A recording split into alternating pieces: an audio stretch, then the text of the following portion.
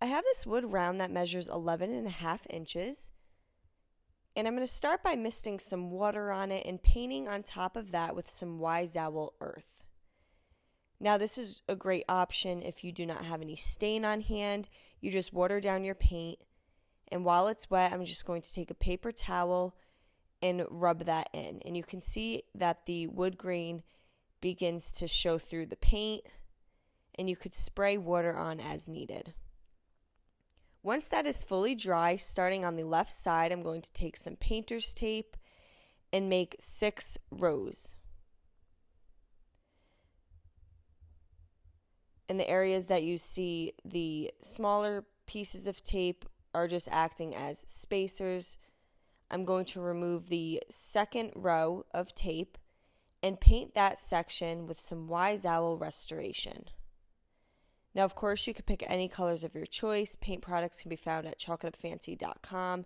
And I also painted the 6th row with the same color. I'm going to remove the painter's tape on the 1st and 4th row.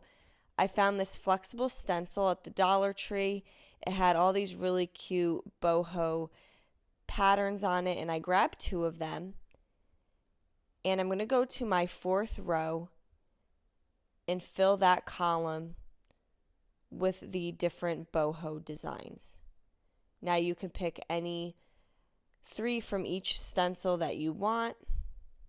I'm going to tape it in place, and I'm going to use a foam dabber and a small amount of paint, and I'm going to dab over my stencil. Now be sure you do not put too much paint on your dabber.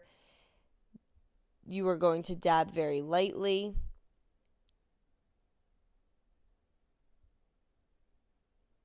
And then I'm going to lift up the stencil. And then at this point you can remove the last 2 pieces of tape. Now you do want to wipe off your stencil or let the paint dry before you go to the next section. And I'm just using a baby wipe here.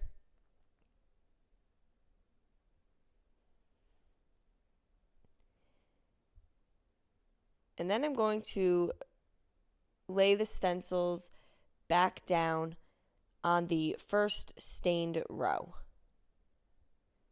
Now again, you could pick any patterns of your choice. I did not keep everything the same. I did change the 2 rows up a little bit. And then I'm going to repeat the same thing with the foam dabber, dabbing very lightly over the stencil. And I must say, for the Dollar Tree flexible stencils, I really had no bleeding with this. Now you could either use this vertically or horizontally. I'm going to place my stripes horizontally, and then I stapled some greenery at the top here. And then I have a burlap bow that I'm going to also staple in place.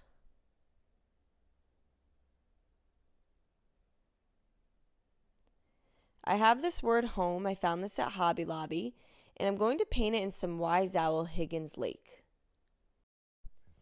And once I had full coverage of the entire word with the Higgins Lake, I'm then going to just go over the heart with some Wise Owl Snow Owl. And you may have to do 2 coats of this to make it cover over the blue. Now once that is dry, I'm then going to attach this to my board. I'm adding some Elmer's wood glue to the back side, and then I'm also going to add some hot glue for that instant hold.